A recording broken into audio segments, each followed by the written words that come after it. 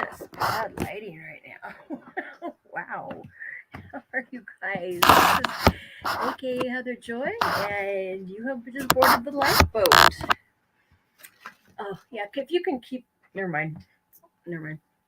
It's just bad lighting. It's okay. You'll be done in a minute. Sorry, guys. Anyway, as I said, this is the lifeboat. We do have a few rules I want to run through really quickly before I get started. The first one is please, avoid politics while you are in the comment section and the live chat. Far too upsetting. The second one, let's see. This isn't a religious channel. It's fine to offer to pray for someone or to say statements like, I couldn't have found my sobriety without my faith. That's fine. But please don't ever tell anyone that your God is better than their God or anything like that. Uh, the third one, please refrain from cursing. Don't swear in the live chat in the comment section. As Tommy always says, if you can't control your mouth, then you can't control your life. And number four, there is really absolutely no room on this boat for mean people. If you are going to be mean, you're going to get yourself banned. This is a place where people come to support each other and for people to come when they're struggling, and the things that are discussed are very sensitive. And like I said, there's just no room for meanness at all. And if you are going to be mean, you're going to get yourself banned. I do also have a few requests. The first one would be that you exit out of the chat right now and go hit that I can't speak today. Thumbs up button for me. And if you like what you see, please share this with people that you think could benefit from this. And, if you haven't subscribed, why not? Please subscribe. Please help us to, please help the algorithm to help us reach more people. And yeah. Anyway, hey, I did talk with Tommy an hour or two ago, and I was thinking that they were on the road today. They actually aren't yet. When I talked to him, he was waiting for the truck that is going to load up all of their stuff and take it to Arizona. And they were still waiting for it because it was unloading at someone else's house. But tomorrow they are going to be on the road. And he said that between he and Johnny, and between the lifeboat and the Chase the Heat channel, they'll be jumping back and forth, and they will be doing a lot of that. So you're going to see him in the morning, and you'll see both of them, frequently during the day tomorrow. So anyway. Today, I want to talk about cognitive distortions. I talked about cognitive behavioral therapy a few weeks ago. And in cognitive behavioral therapy, that's a form of talk therapy. Actually, let me share my screen for a moment here, and I'll show you who came up with this stuff. Let's see. That one. Share, there we go. Okay, and I really hope this is going to work. Actually, you know what? I don't have that queued up. Okay, sorry. Never mind. We'll go back there in a minute. I didn't have that ready. I apologize. Anyway, I believe it was in 1960, there was a psychiatrist by the name of, I can't remember. Good grief. Dr. Beck, though. Anyway, he is considered kind of the father of cognitive behavioral therapy. And he, before that, back in the Victorian era, in that period of time. They were using psychoanalysis. It was what Freud had developed, as far as studying psychiatry and psychology. And it really delved into how the unconscious mind, affects your behavior and your mood and everything. And they made some huge strides with that, but it really didn't help people when they were struggling with anxiety and depression, mental health challenges like that. And this Dr. Beck came up with cognitive behavioral therapy. He was kind of the father of that. And it really gives people a good way to,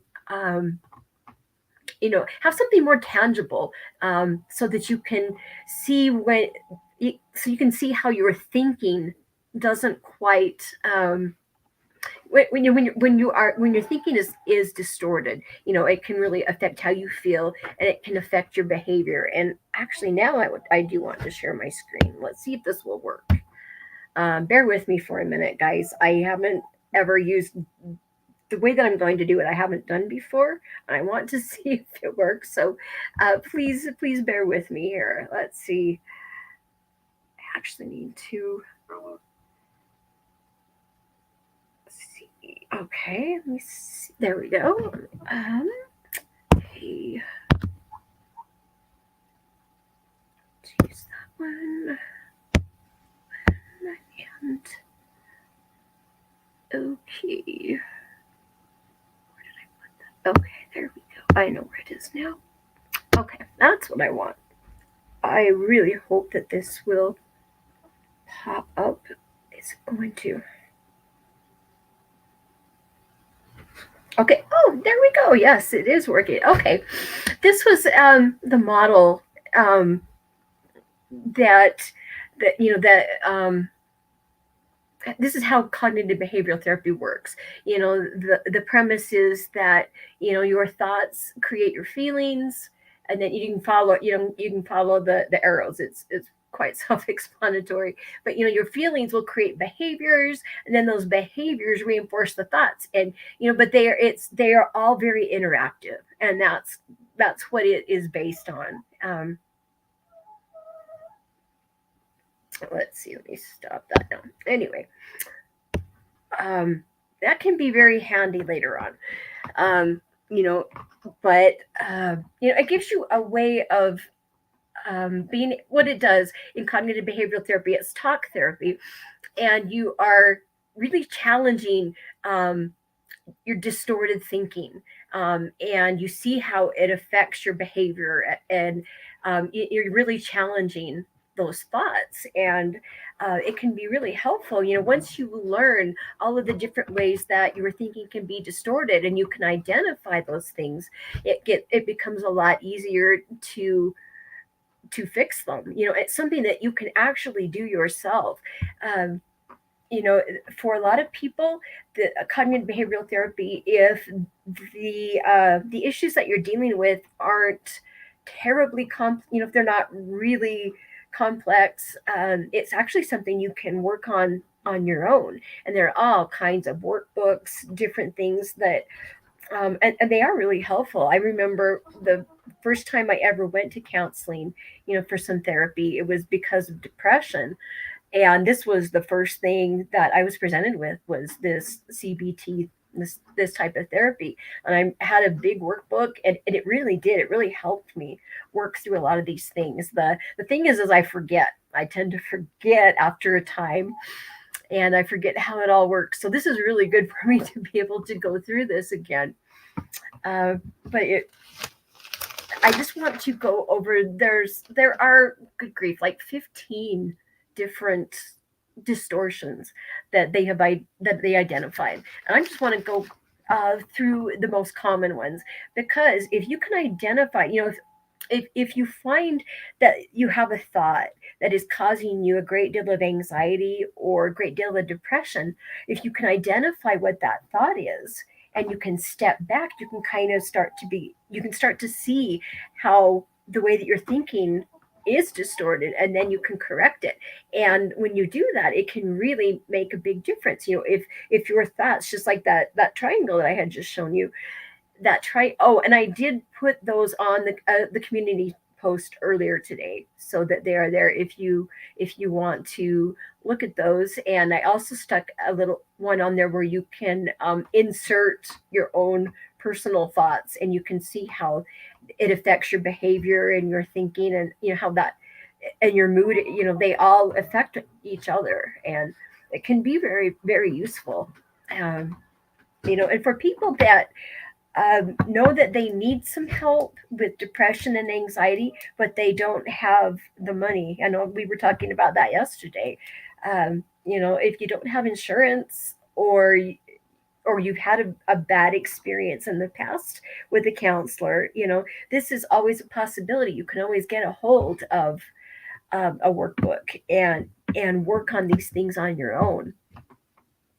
But the key is to knowing the different types of distortions so that you can identify them, and then you can correct them. And it can be very helpful. It can um, really bring on some good changes.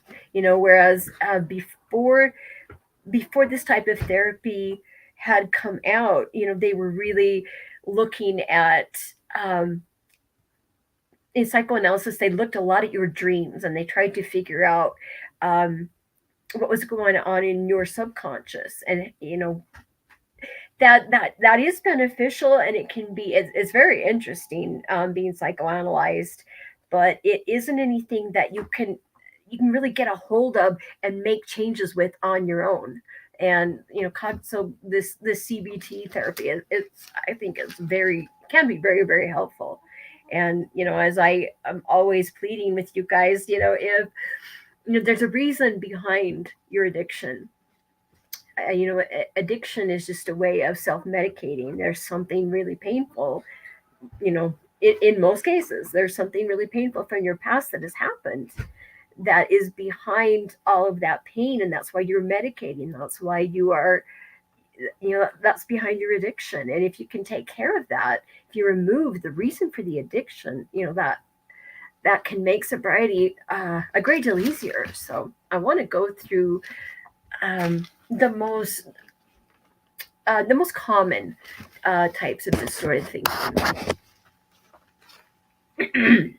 And I'm sorry, I have to use my notes because there are a lot of them, and it's been a very long time since I taught this, so I apologize. Please bear with me here. But the first type that has been identified is really easy to understand. It's called overgeneralization. And you're going to see this if you find yourself using words like always or never or everything or nothing. Let me that You see that a lot with overgeneralization, and I'll explain here.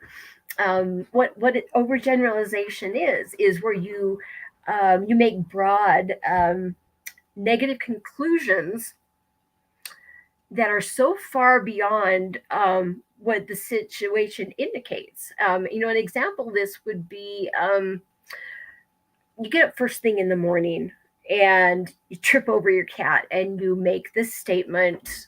You automatically draw this conclusion that today, the entire day is going to be a horrible day. I mean, that's a simple one, but that's just an example. Did I write down another? Let's see.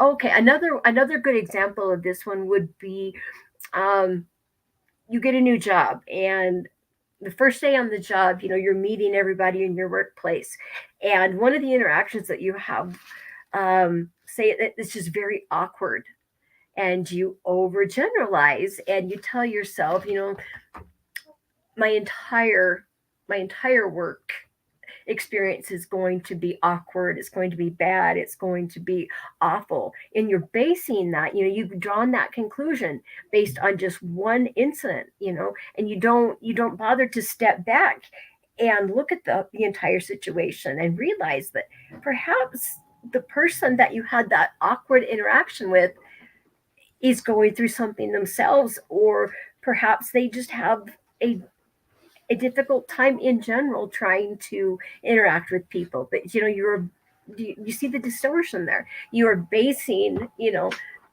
your entire outlook on the situation based on just one incident, and that's what overgeneralization is.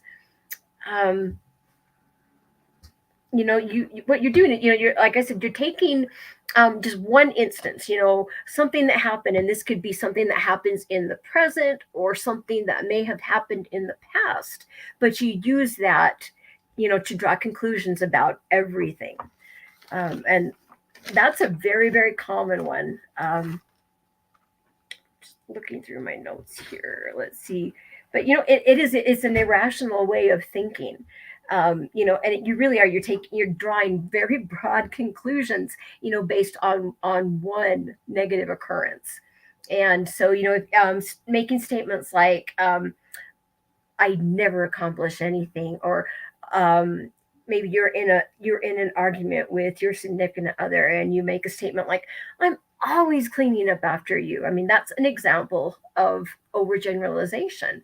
And so I was, as I was just explaining a few minutes ago, the trick is that if you can identify these distorted ways of thinking, and you can step back a little bit and relook at the situation and realize, okay, the way that I'm thinking isn't quite right, you can correct that, and it's going to change your thought, it's going to change how you feel, and that's going to change your behavior. And the behavior, it just keeps the circle going. That behavior is going to um, have a great deal to do with your thoughts and then feeling. I mean, it keeps the cycle going. So this is a really common one, and this happens a lot when people are struggling with depression. It's kind of a learned form of helplessness. And people that have anxiety too, this is a common one. The next one that I want to talk about, it's called mental filters. And I believe this is the one, because I used to know that these all really well, because I used to teach this on the psych ward quite often, but it has been so long since I have done that. But is this the one that, no, it's not. Okay, I'm sorry. Thinking out loud here, guys. Anyway, mental filters. This is kind of like tunnel vision. Um, it's a filter where you're filtering in or you're filtering out. What did I write there? Wow. I'm sorry, guys. I'm just not feeling well. I'm having a hard time doing this today, thinking and speaking clearly, but we're gonna get through this. Bear with me, guys. Let's see. Um, okay, this is where you give a disproportionate amount of focus on something negative. Like there's maybe one little detail, and you focus on that, and you don't see the larger picture. You know, all the positive aspects of a situation, you ignore them, and you just focus on one little negative detail. Um, and a lot of people will look through, they will use this type of filter, and they'll kind of see their entire world that way. And you can, that can really mess you up. It can really change the way that you feel and change your behavior. It can be a problem. And an example of this one would be, say you go out to dinner with your significant other, and it is a wonderful evening. The food is really good, the conversation is really good, you have a great waiter, and it's just very romantic, very intimate experience. And at the end, when it's time to pay the bill, you both have a disagreement on how much you're going to tip the waiter. And so from that point on, because there was that one little negative bit in that whole sea of wonderfulness, you know you, you dwell on that just that one little aspect where you had a disagreement about how much you should tip. And so you every time you think about that dinner now, you look at it in a negative way. You're looking at it through a negative filter. I hope that makes sense. But this is a very common one too. Um, and this happens a lot when people are depressed. And the thing is when you are looking at your world through a filter like this, and you're already depressed, it just increases the depression. And it's not a good one.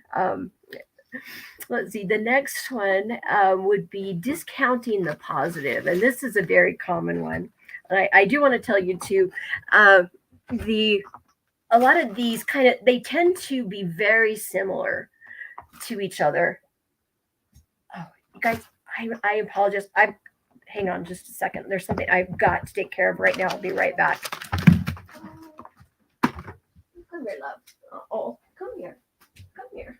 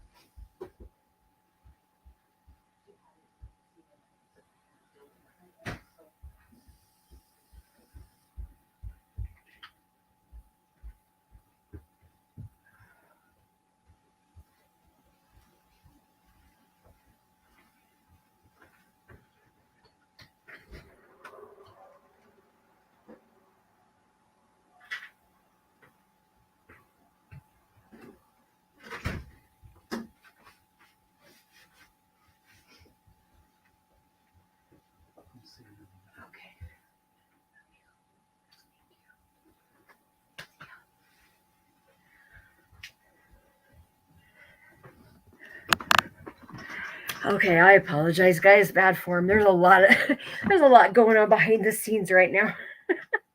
Here I was trying to keep it quiet, and I realized I got my headset on, and you heard it all. So anyway, I apologize, guys.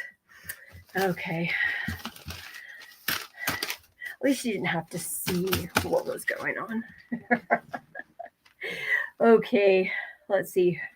Okay, discounting the positive. That's the next distortion on the list here. And this is very similar to the mental filtering, um, in that, positive aspects of a situation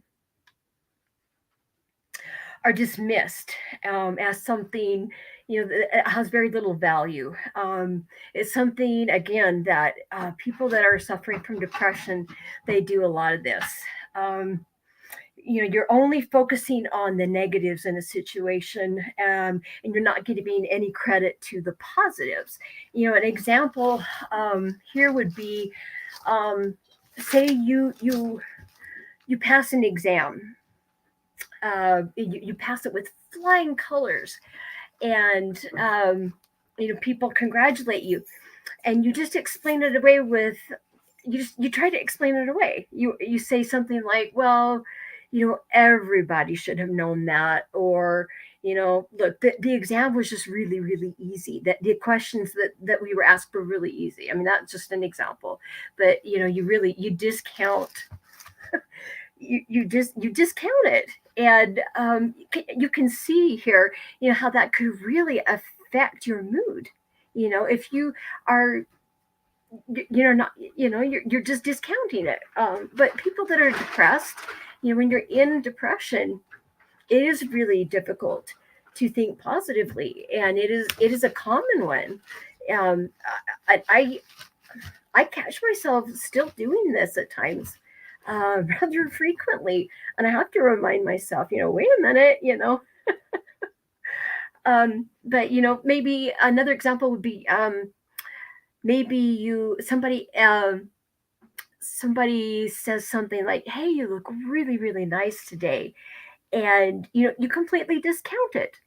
And, you're just, it's almost as if when you're depressed like that and you're discounting something positive, it's almost like you're trying to preserve this little shell around you of negativity. And it's when the first time that I went through this type of therapy, and I was starting to see these, when you're depressed, all of you who have been there know just how hard it is to think in a positive manner.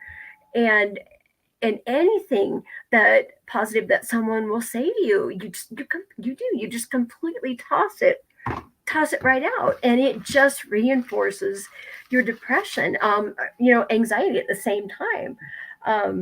But it is really common in people that have low self-esteem, people that have been through narcissistic abuse, mental and emotional abuse from a narcissist. You when you go through something like that, you really don't have self-esteem at all. You do not feel good about yourself, and it becomes just a very automatic way of thinking that doesn't matter what good things people say to you, you can't believe it. You don't allow yourself to believe it. And I remember really struggling with this one, in my 20s especially. I really struggled with that one. The next one is called jumping to conclusions. And this is a really easy one to do. And I think a lot of people do this when, even just when they're in a bad mood. But this can occur in two different ways. The first way is that you assume, you kind of mind read. You automatically assume what the other person is thinking. And the second way would be predictive thinking, basically, where you're making predictions about what will happen, but you're doing it in a negative way. The conclusions that you come up with in this situation, are generally negative rather than positive. I do this. I still do this a lot. And it drives my dear husband crazy. He is he's a quiet guy. He's a man of few words. I'm not. I talk and I talk and I talk. And it's, I love it when he actually is in a talkative mood. That's kind of rare. But I do this. I'm this way because the house I grew up in, I was paying attention very closely, especially to my mother, and just trying to scan the environment at all times to make sure that I was reading her tone, and I was listening to the things she was saying, and I was looking at all of her nonverbal cues to try and figure out what she was thinking and feeling, so I would know what to do to try to keep her from blowing up and yelling and screaming and having another temper tantrum. It was, I did, and I know that's why I do it. But because my husband, we've been married 18 years, well, more than, we've been together longer than that, and I'm still doing it. I'm driving myself crazy. But because I automatically just assume that because he's quiet, 'cause in the house that I grew up in, if my mother was quiet, there was definite trouble afoot. And it's just still an automatic thing that I do. But if he's very particularly quiet, I am automatically jumping to conclusions about what he's thinking or what he's feeling, and I start thinking that I've done something wrong, and I still finding myself feeling responsible for him and for his emotions, and it's messed up thinking, and it's to this day is something I'm still struggling with. But anyway, the next one was mind reading, and like I said, a lot of these are very similar. Okay, and this one involves knowing. Okay, knowing. Um, what the other person is thinking, um, rather than considering all the other possibilities that might not be that might be there. Um, People that mind read, they tend to assume that either one, they know what the other person is thinking, or two, they know the reasons behind that person's behavior. And an example of this one would be, let's see, let me think of one. Um, Sorry, I used to have a ton of these to throw out when I used to teach this all the time. Let's see. Okay, I know one. Okay, say you are spending the day with a friend, and you go out to lunch, and you're sitting there at lunch, and you're having a conversation, and you notice that your friend keeps picking up the phone and just checking. Okay, they're not stopping the conversation and getting on to talk. They're not getting on to text, but you notice that they're checking every once in a while, and you automatically think, I must be boring. You know, you're mind reading is what you're doing, and it's an easy one to do. Um, Another one would be, say, this one used to drive me crazy, when I had a meeting with the head nurse, or the nurse, the gosh, what's the term I'm looking for? The nurse manager that's in charge of the shift. I mean, sometimes they would say, "Hey, can you come in my office for a minute?" And they'd close the door, and I would automatically jump to conclusions, automatically, and like, "Oh, I've done something wrong," or they didn't like how I took care of this patient, or you start coming up with all of these reasons why you're going to be called in the office, and then before you even get into the office, you have already decided that you're going to be fired, and you've got yourself so worried and so stressed out when and that never happened, but it's yeah, I'm definitely guilty of this one. Um, but it's that's one that you really have to catch yourself doing it and step back and say, no, wait a minute, there are a plethora of reasons, in a situation, why it could why it could be anything other than what you are thinking it is. That's But it's again, it's when you deal a lot with anxiety. In that case, this one comes up a lot. People that have social anxiety and generalized anxiety, things like this, that one is very common. The next one is predictive thinking. And again, these are all rather similar. Okay, this one, you're jumping to conclusions when you're making predictions about something that'll happen on some future occasion. This is where you overestimate the negative emotions or the experiences that you might encounter. Okay, an example of this one would be, so you have to give a presentation, or say you're getting on YouTube, on a YouTube channel. You're going to give a presentation, and you tell yourself before you even get on there, I know I'm going to mess this one up. I'm not going to be able to speak clearly. I'm going to trip over my words. You're just you're already predicting what's going to happen. And it doesn't matter how many times. This could be with anything. Like I know this my husband struggles with this one at times, with his races. He's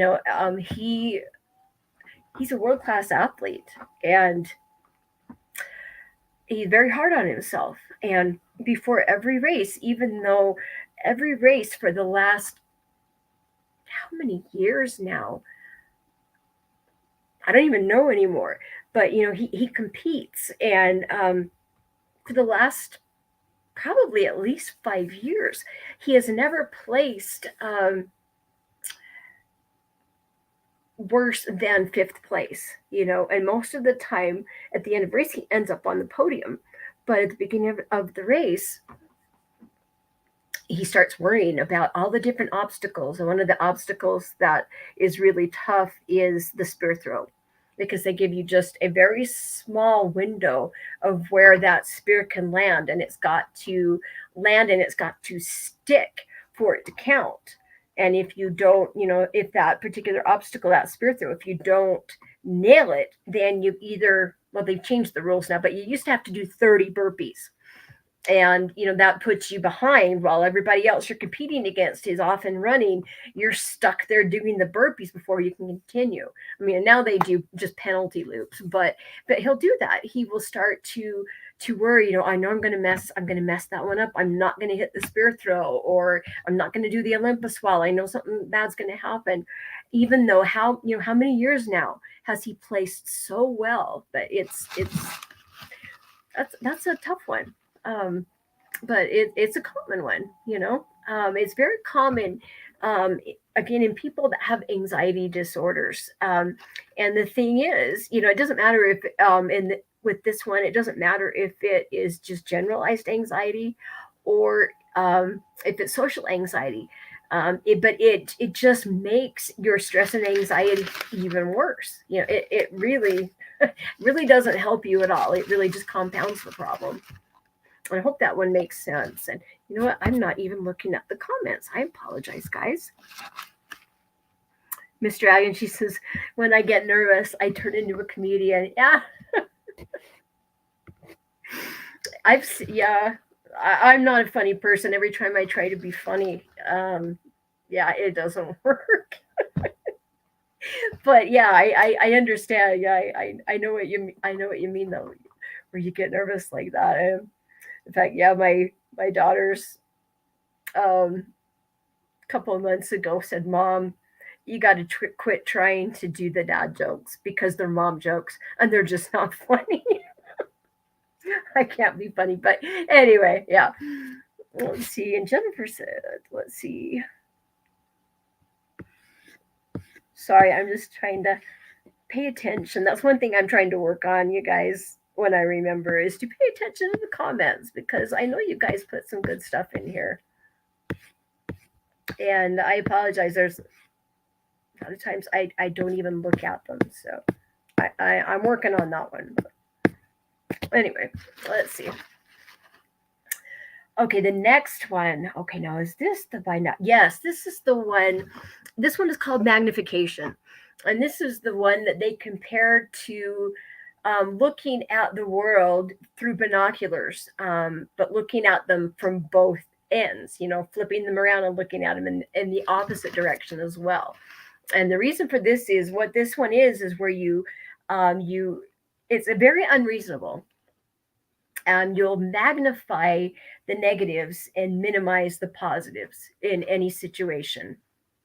Or it can be the exact opposite, where you minimize the positive attributes in yourself, but you magnify. Oh wait, I didn't. I misspoke there. I'm sorry. It's not okay. Let me back up there. Start over. Okay, you magnify the negatives and you minimize the positives. Or you minimize the positive attributes in yourself, you minimize them, but in other people you really magnify them. Okay, now likewise, you can magnify the negatives in yourself but minimize the negatives in other people. A lot of times when this happens, you explain away your own positive characteristics, as if they're unimportant. And it really is, it's like looking at the world, like I said, through the binoculars, but flipping them around and doing the, looking through the other end. And an example of this one might be, let's see, I wrote something down here for this one. Okay, so you have an assignment that you've been given at work, and maybe you've got to write up a report, and it's a great report, and you've hit all the points that you need to, but you make one little error. Maybe you didn't proofread it well enough, and there was a word that was misspelled. So you automatically, say, "Oh, I failed my job. The report is total crap. I'm going to end up getting fired. That's an example of that one. And it really doesn't help your feelings of self-worth when you do that one. And it will contribute to the feelings of fear and anxiety or panic, because it exaggerates excuse me, it exaggerates um, the importance of something that is really insignificant. On that report, if you made a great report, and you just, there was one word that was misspelled and you didn't catch it, you're automatically, making these conclusions, that just are completely unrealistic. Let's see. People often believe, that others notice these little things in you. And this one is really important one to catch, because a lot of times if you're doing this, you focus on one little flaw and you think that the whole world can see it, and it really does make your self-esteem just drop in the toilet. um, when most likely, there people are focused on their own problems, their own flaws, their own insecurities. um, and it really is, an unrealistic one. um, Sorry guys.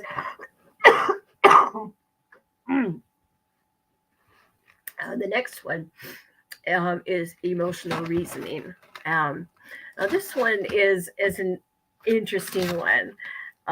This is where, you believe that something is so just because it feels a certain way. Um, you're really basing your view on a situation. It could be a situation, or it could be, um, even something that you're looking at about yourself or other people. But you're just basing how, the conclusions that you're making about that, you're basing it solely on how you feel. You don't look at all of the evidence that can show you otherwise. And a lot of times, if there is evidence that shows you that the conclusion you have made isn't true, you just disregard it. You don't even look at it, because it might feel a certain way. Um, did I? This one is. I always have a struggle with this one, trying to give a good example of how this happens. Um, the only trying to think, how I can explain this one. Um, maybe you just, maybe maybe you have social anxiety, and you are afraid of going out into public. You're afraid of interacting with people. It feels scary. So you automatically think that because it feels scary, whatever, the place that you are going or the situation you're going into, because it feels scary, you think that there is actually danger present there, or that there is a good reason to be afraid. I mean, that I always struggle trying to explain that one. um the next one, and I know everybody does this one. These are shoulds and must statements. Okay. um this is one where you create, very precise and very fixed ideas of how other people should behave. um and you overestimate how bad it is when the expectations that you have aren't met. And these aren't necessarily unhelpful. You can make statements like, oh, of course I should get to work on time, or of course I shouldn't drink and drive. Okay, now those aren't unhelpful. Okay, but when you make those statements and you are placing unreasonable pressure on yourself, or other people. That's when it becomes the problem. An example of this one